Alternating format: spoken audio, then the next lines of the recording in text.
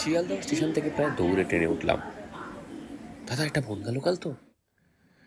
উঠেই একটা লোককে জিজ্ঞাসা করলাম। শুধুমাত্র স্টেশনের অ্যানাউন্সমেন্ট শুনে দৌড়ে ট্রেনে উঠেছিলাম। মনে একটা খটকা ছিলই, তাই উঠেই প্রশ্নটা করলাম। লোকটি আমায় মাথা নেড়ে জানিয়ে দিল আমি ঠিক ট্রেনেই উঠেছি।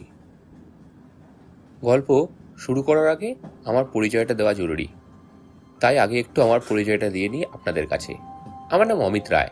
একটা ছোটোখাটো প্রাইভেট সেক্টরে কাজ করি। মাসের শেষে 20,000 টাকা হাতে পাই। বাড়িতে আমি, মা আর বাবা। আমাদের ছোট পরিবার, সুখী পরিবার। কিন্তু এই সুখে নজর দিল আমার এই বয়সটা। সবই ঠিক চলছিল, কিন্তু আমার বয়স 27 হতে না হতেই মা বাবা পরিবারের সবাই চাপ দিতে থাকলো বিয়ের জন্য। একসময় এতটাই চাপ এলো যে আর সবার চাপে পড়ে যেতে হচ্ছে মেয়ে দেখতে। মেয়ে আমার জন্য দেখেছে আমার মাসি, নিজেদের সাতপুরা গ্রামে। আমি ওকে ছবি দেখেছি মাত্র, আর আজ যাচ্ছি সামনাসামনি দেখতে। মা বাবা আগের দিনই চলে গেছে, আর আমি যাচ্ছি আর সমস্ত কাজকর্ম সেরে। ট্রেনে উঠে কিছুক্ষণ পর ভাগ্যে একটা জানলার ধারে সিট জুটে গেল। ট্রেনের জানলার বাইরে চোখ রেখে ভাবতে শুরু করলাম, লোকেরা বিয়ে কেন করে? বিয়ে করলে অনেক দায়িত্ব, অনেক চাপ, বউয়ের সুখের মধ্যে দিয়ে নিজের সুখ খোঁজার চেষ্টা করা, কত কিছুকে মানিয়ে নিয়ে চলা, নিজের সমস্ত চলাফেরার জায়গাতে পাঁচিল তুলে দেওয়া। আমি যে বড় হিসেবে কেমন হব সেটাও এখনো বুঝতে পারিনি, কিন্তু এবার মনে হয় বিয়েটা করতেই হবে। কি জানি একটা অচেনা মেয়ে আমায় মেনে নিতে পারবে কিনা, আমিও কি পারবো মানতে? এইসব জটিল ভাবনা ভাবতে ভাবতে কখন যে ট্রেনটা খালি হয়ে গেছে বুঝতে পারিনি। আপাতত এই কামরায় আমি এবং 2-4 জন ভদ্রলোক। আচ্ছা দাদা, সাতপুরাটা কোন স্টেশনের পরে? আমি আমার পাশে বসা ভদ্রলোককে জিজ্ঞাসা করলাম। আপনি একেবারে ঠিক সময় জিজ্ঞাসা করেছেন, নাহলে এক্ষুনি স্টেশন মিস করতেন। যান যান, ওই যে সাতপুরা ঢুকছে।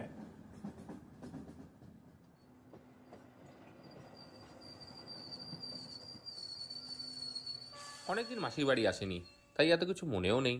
স্টেশন আসতেই তাড়াতাড়ি নেমে পড়লাম। তারপর ট্রেনটাও একটা হুইসেল মেরে চলে গেল। কিন্তু এ কি? এটা তো সাতপুরা স্টেশন নয়। আমি তাড়াহুড়োতে নামার সময় স্টেশনের নামটাও খেয়াল করিনি। লোকটা আমায় বেমালুম বোকা বানালো। স্টেশনটা জনশূন্য, স্টেশনে একটা লোকও নেই। তারপর স্টেশনের নামটাও একটা অদ্ভুত, বেদনাদায়ক জংশন। টিকিট কাউন্টার বন্ধ, একটা লোকও নেই। আমি স্টেশন থেকে বেরিয়ে আশপাশটা দেখতে লাগলাম। যদি কোনো দোকান থাকে তাহলে অন্তত জানা যাবে পরের ট্রেনটা কটায়। কিন্তু কোথায় কি? দোকান তো দূরের কথা, একটা কুকুর বিড়ালও রাস্তায় নেই। অগত্যা হতাশ হয়ে স্টেশনেই ফিরে এলাম।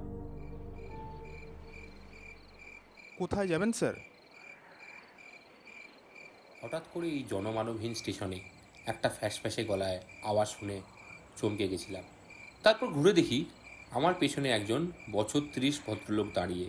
তাকে আপাতমস্তক একবার চোখ বুলিয়ে নিয়ে বললাম, সাতপুরা যাব। আপনি বলতে পারবেন ট্রেন কটায়? ট্রেন তো আজ আর আসবে না স্যার, লাইন অবরোধ হয়েছে যে। এতক্ষণে বুঝলাম স্টেশন খালি থাকার কারণ। ফোনটাও হাতে নিয়ে দেখলাম চার্জ শেষ হয়ে যাওয়ার জন্য সুইচ অফ হয়ে গেছে। মা বাবা কতই না চিন্তা করছে কে জানে। লোকটাকে জিজ্ঞেস করলাম, দাদা আপনার ফোনটা একটু পাওয়া যাবে?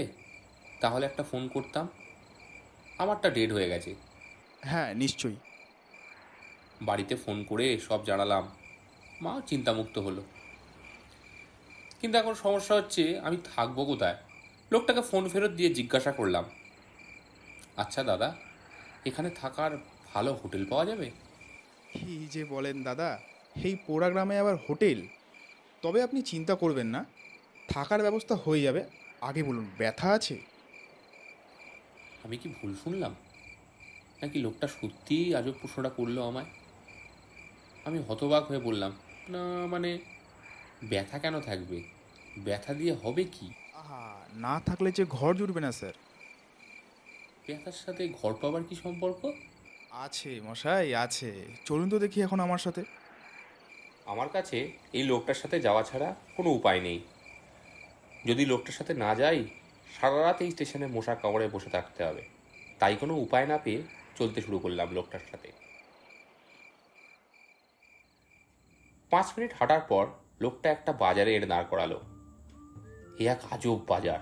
বাজারের দুধারে সারি সারি দোকান, মাঝখান দিয়ে রাস্তা। সব দোকানে লোক না থাকলেও কিছু কিছু দোকানে ভালোই ভিড় আছে। দোকানগুলোতে ভিড় থাকলেও অনেকক্ষণ ধরে দেখে বুঝলাম না দোকানগুলোতে আসলে কি বিক্রি হচ্ছে। আর একটু কাছে যেতেই দোকানগুলোর উপর লাগানো বোর্ডের দিকে চোখ গেল। সেগুলোতে অদ্ভুত জিনিস লেখা। একটাতে লেখা, এখানে সুলভে ব্যথা পাওয়া যায়, তাই খাঁটি ব্যথা পেতে হলে আসতেই হবে শ্রীমান ভূতনাথ স্টোরে, আমাদের কোনো শাখা নেই। আর একটাতে লেখা, ব্যথা ব্যথা ব্যথা, এখানে সব রকম ব্যথা পাওয়া যায়, খুব যত্ন সহকারে এখানে ব্যথা দেওয়া হয়। কি দেখছেন স্যার? এইসব আজব জিনিসের মধ্যেই ভুলেই গেছিলাম আমার পাশের ব্যক্তিরার কথা। প্রশ্নটা শুনে প্রথমে একটু চমকে গেলেও নিজেকে সামাল দিয়ে বললাম, এটা কেমন বাজার? এটা ব্যথার বাজার স্যার। এই গ্রামে ঢুকতে গেলে ব্যথা পেতেই হবে। যেমন ধরুন, কোনো দেশে থাকতে গেলে সেই দেশের নাগরিকত্বের শর্ত পূরণ করতে হয়, এটাও ঠিক সেরম ব্যাপার। এই গ্রামে ঢুকতে গেলে ব্যথা নিয়েই ঢুকতে হবে স্যার, এটাই নিয়ম। হঠাৎ কথা বলতে বলতে দেখি জনাদশ দোকানের মালিক আমায় ঘিরে ধরেছে। ব্যথা নিয়ে যান। আরে দাদা, এখান থেকে ব্যথা নিন। ওদের সবাই আমার দিকে হাত নাড়িয়ে বলছে, দাদা ব্যথা নিয়ে যান, ব্যথা নিয়ে যান। কিছুক্ষণ পর দেখি আমার ডান হাতে জোনা ছাড়ে আর বাঁ হাতে জোনা ছয়েক লোক ধরে একবার ডান দিকে টানছে, পর মুহূর্তে আবার বাঁ দিকে টানছে, চেঁচিয়ে বলছে, দাদা আমার দোকানে আসুন, দাদা আমার দোকানে আসুন। আমি কোনো মতে এক ঝটকায় আমার হাত দুটোকে ছাড়িয়ে চেঁচিয়ে বললাম, দেখুন আমি কোনো ব্যথা চাই না। গর্জিয়ে উঠল ওদের একজন। নেবেন না মানে? আর একজন বলল, এই গ্রামে ব্যথা না নিয়ে ঢোকা মানে সাক্ষাৎ জমের দর্শন করা। এই বলে 10 জন আমার দিকে এগিয়ে এলো। একজন আমার কলারটা ধরে বলল, চল, তোকে আজ এমন ব্যথা দেবো যে সারা জীবন এই গ্রামে থাকতে আর তোর কোনো অসুবিধা হবে না। এই হুমকি শুনে একটু ভয় পেয়েই আমার গায়ে যত শক্তি ছিল সব আমার মুষ্টির ভেতর বন্দি করে একটা খুশি বসিয়ে দিলাম লোকটার চোয়ালে। লোকটা ছিটকে গিয়ে পড়লো মাটিতে। এই দিকে যত দোকানে ছিল সবাই আমার দিকে ছুটে এলো এই গ্রামের স্থায়ী বাসিন্দা করার জন্য। বেগতিক দেখে আমি প্রাণাতে নিয়ে দৌড় লাগালাম গ্রামের ভিতরে। আরে ধর ধর ধর ধর, আরে পালিয়ে গেল, ধর।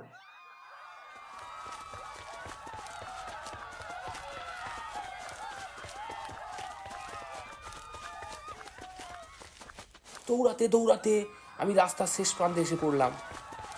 রাস্তা শেষে একটা বাড়ি দেখে সেই বাড়ির পাঁচিলে কোনো রকমে উঠলাম।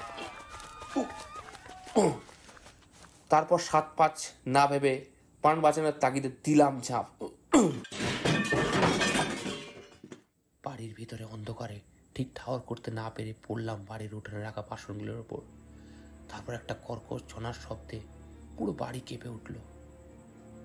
সেই আওয়াজ শুনে বাড়ির ভিতর থেকে একটা মহিলা কণ্ঠস্বর ভেসে এলো, কে ওখানে? আমি আওয়াজ শুনে দৌড়ে পালাতে গেলাম, কিন্তু ততক্ষণে একটি মেয়ে আমার পথ আটকে দাঁড়িয়েছে। প্রশ্ন করছে চেঁচিয়ে, কে আপনি? আমি মেয়েটির মুখ চেপে ধরলাম। মেয়েটি সঙ্গে সঙ্গে আমার পেটে একটা ঘুষি মেরে হাতে ধরা লাঠিটা আমার বুকে সোজাসুজি ঠেকিয়ে আমার সামনে দৃঢ় গলায় আবার প্রশ্ন করল, কে আপনি? চুপ করে দাঁড়িয়ে আছেন কেন? বলুন কে আপনি? প্রশ্নটা করার সাথে সাথে আমি যেন আমার কথা বলার ক্ষমতা হারিয়েছি, কারণ মেয়েটির মুখে পড়া ঘরের হ্যারিকেনের আলো এবং চাঁদের আলো মুখটাকে রহস্যময় এক সমুদ্রের রূপে সাজিয়ে তুলেছে, যার গভীর সমুদ্রের মতো চোখের দিকে তাকিয়ে জীবনের শেষ প্রান্ত অবধি দেখা যায়। আবার সমুদ্রের কিনারা ফিরে আসা ঢেউগুলোর মতো ঠোঁটের দিকে তাকিয়ে নতুন করে জীবন শুরু করার কথা ভাবা যায়।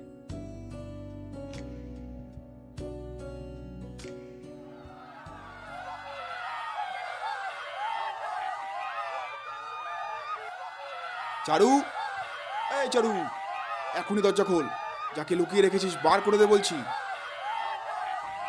এতক্ষণে যারা আমার পিছনে পাগলের মতো দৌড়াচ্ছিল তারা এই মেয়েটির দরজা অবধি পৌঁছে গেছে। আমি মেয়েটিকে ভয়ে ভয়ে বললাম, দয়া করে ওনাদের আমার কথা জানাবেন না, তাহলে হয়তো ওরা আমায় মেরেই ফেলবে। আমি চোর নই, বিশ্বাস করুন। আপনি চিন্তা করবেন না, সেটা আমি ঢের বুঝেছি। আপনি ওই ঘরটায় গিয়ে বসুন, আমি দেখছি। মেয়েটি হাতে ধরা লাঠিটা দিয়ে একটা ঘরের দিকে ইশারা করে চলে গেল দরজার দিকে। আমি ঘরে বসে শুনতে পাচ্ছি ওরা চেঁচাচ্ছে। প্রায় 10 মিনিট এরম চলার পর ওরা চলে গেলে মেয়েটিও দরজা বন্ধ করে দিল। মেয়েটি ঘরে ঢুকে আমায় প্রশ্ন করলো। আপনার নাম কি? আমি উত্তর দিলাম, অমিত রায়, কোথা থেকে আসছেন? কলকাতা। সে তো অনেক দূর, এখানে কি করতে এসেছেন? আমি মেয়েটিকে সব খুলে বললাম। মেয়েটি সব শুনে করে হেসে উঠল। এরা এখনো একই রয়ে গেল। আমি প্রশ্ন করলাম, একই রয়ে গেল মানে? আমরাও এই গ্রামে বাইরে থেকেই এসেছিলাম। আমি অবাক হয়ে প্রশ্ন করলাম, আমরা? কই, আর তো কাউকে দেখছি না। মেয়েটি আমার প্রশ্নটাকে পাত্তা না দিয়েই বলে চলল, আমার কাকারা আমাদের কোনো সম্পত্তির ভাগ না দিয়ে বাড়ি থেকে বার করে দেয়। তারপর আমরা এসে পড়লাম এই গ্রামে। আমি, মা, বাবা, আমার ছোট ভাই। প্রথমে এসে আমরাও আপনার মতো ব্যথা নিতে চাইনি। তখন আমার বয়স 12 আর আমার ভাইয়ের বয়স মাত্র 6। ব্যথা নিতে না চাওয়ায় আমাদের নিয়ে যাওয়া হলো জমিদার বাবুর কাছে। আমি আর আমার ভাই সোজা গিয়ে পড়লাম জমিদার বাবুর পায়ে। হাউমাউ করে কেঁদে বললাম, আমরা ব্যথা নেব না দাদু, ব্যথা আমরা নেব না। জমিদার দাদু আমাদের কোলে তুলে নিয়ে বলল, এদের কাউকে কোনো ব্যথা নিতে হবে না, ওরা আজ থেকে আমার কাছে থাকবে। আর ওদের বাবা আমার জমিদারির দেখাশোনার কাছে আমায় সাহায্য করবে। কিন্তু বাবু, আমাদের গ্রামের অভিশাপ। আমার ওপর আর কোনো কথা হতে পারে না। আমি যখন বলেছি ওদের ব্যথা নিতে হবে না মানে হবে না। তোমরা যাও এখন এখান থেকে। জমিদার দাদু আমাদের খুব ভালোবাসতো। বেশিরভাগ সময় আমি আর ভাই তার কাছেই থাকতাম। 2 বছর ভালোই কাটলো। তারপর হঠাৎ আমার বাবার কলেরা ধরা পড়ল। 2 দিনের মধ্যে বাবাকে হারালাম। তারপর মা, ভাই দুজনেরই কলেরা হলো। ওদেরও হারালাম 7 দিনের মাথায়। সবাইকে হারিয়ে যে জমিদার দাদুকে আঁকড়ে ধরেছিলাম, সেও 1 মাস পর মারা গেলেন। তারপর গ্রামের সবাই রে রে করে তেড়ে এলো আমার দিকে। এই পরিবারটা ব্যথা না নিয়েই আমাদের জমিদার বাবুকে খেলো। নিজের পরিবার তো শেষ হলোই, সাথে আমাদেরকেও ভাসিয়ে দিয়ে গেল। অভিশাপ, অভিশাপ ডেকে আনলো গ্রামে। দূর করে দে, দূর করে দে এটাকে গ্রাম থেকে। আমি মেয়ে বলে ওরা আমায় প্রাণে মারলো না। আমায় ফেলে দিয়ে গেল গ্রামের সীমান্তের বাইরে এই পোড়ো বাড়িতে। তারপর থেকে আজ প্রায় 5 বছর এই বাড়িতেই আছি। পাশের গ্রামের কয়েকটা বাড়িতে কাজ করি আর নিঃসঙ্গ জীবনযাপন করি। গল্প শেষ হওয়ার পর আমি আর মেয়েটা কিছুক্ষণ কোনো কথা না বলে চুপচাপ বসে রইলাম। হ্যারিকেনের আলোয় মেয়েটির চোখ দুটো জল করছে। আমিও বুঝতে পেরেছি আমার চোখের কোণাতেও 2 ফোঁটা জল এসে উপস্থিত হয়েছে। আরো কিছুক্ষণ পর মেয়েটি নিস্তব্ধতা কাটিয়ে বলল, চলুন আপনাকে স্টেশনে ছেড়ে দিয়ে আসি। বাড়ির পিছনের জঙ্গল দিয়ে কিছুটা সোজা হাঁটলেই স্টেশন। ওরা এতক্ষণে সবাই চলে গেছে, আর কোনো ভয় নেই।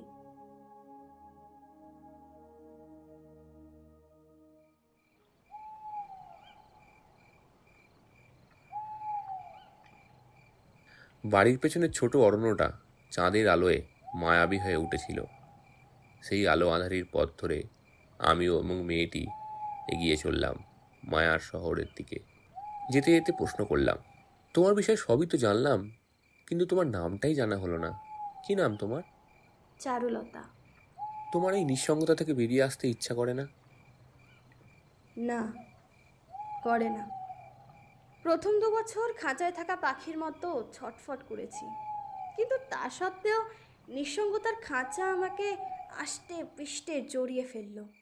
তারপর আস্তে আস্তে সেটাই আমার অভ্যেস হয়ে দাঁড়ালো। ভালোবেসে ফেললাম নিঃসঙ্গতাটাকে। আচ্ছা চারু, যদি আমি সেই পাখিটাকে খাঁচা থেকে বার করে সারা জীবন এইরকম মায়াবী রাস্তায় আমার পাশে নিয়ে হাঁটতে চাই, তাহলে কি পাখিটা আমার সাথে যাবে? পাখিরা রাস্তায় হাঁটে না, আকাশে ওড়ে। এখন এই নিঃসঙ্গতা আমার কাছে একটা বড় আকাশে পরিণত হয়েছে। সেখানে আমার পাশে আমি কাউকে দেখতে চাই না। তাহলে তুমি তোমার ওই নিঃসঙ্গতার আকাশে আমাকেও তোমার পাশে ওড়ার সুযোগ দাও। দয়া করছেন? আমি ওর সামনে গিয়ে বললাম, তোমায় যখন প্রথম দেখলাম, যখন তুমি আমার সামনে আমার বুকে লাঠি ঠেকিয়ে দাঁড়ালে, তখন মনে হয়েছিল আমি একটা সমুদ্রে এসে পড়েছি, যার কোনো সীমা নেই। চারু, চলো আমার সাথে এই ব্যথার শহর ছেড়ে চলো সুখের শহরে। এই গ্রামের অভিশাপ অমিত, এখান থেকে কেউ ব্যথা না নিয়ে বেরোতে পারে না। আর যদি ব্যথা না নেয় তাহলে তারও ক্ষতি হয়, সাথে আমাদের গ্রামেরও। আমি অবাক হয়ে বললাম, মানে কি সব বলছো? আমি ঠিকই বলছি অমিত, ব্যথা কি শুধু শরীরের হয়? তুমি তোমার এই ব্যর্থ ভালোবাসার ব্যথা নিয়ে এই গ্রাম ছেড়ে চলে যাও, তাতে তোমারও মঙ্গল আর এই গ্রামেরও। মানে তুমি আমার সাথে যাবে না? না, এই ডান দিকে রাস্তা ধরে সোজা চলে যাও, স্টেশনে গিয়ে উঠবে। এই কথাটা বলে সে রওনা দিল বাড়ির দিকে। আমি দুবার চারু চারু বলে ডাকলাম। সে একবারও না তাকিয়ে মায়াবী পথেই মায়ার অন্তরালে মিলিয়ে গেল। দাদা, বলি ও দাদা, কোথায় যাবেন? ঘুম ভেঙে দেখি আমি ট্রেনের কামরায়, আমার সামনে একটা লোক দাঁড়িয়ে আমায় ডাকছে।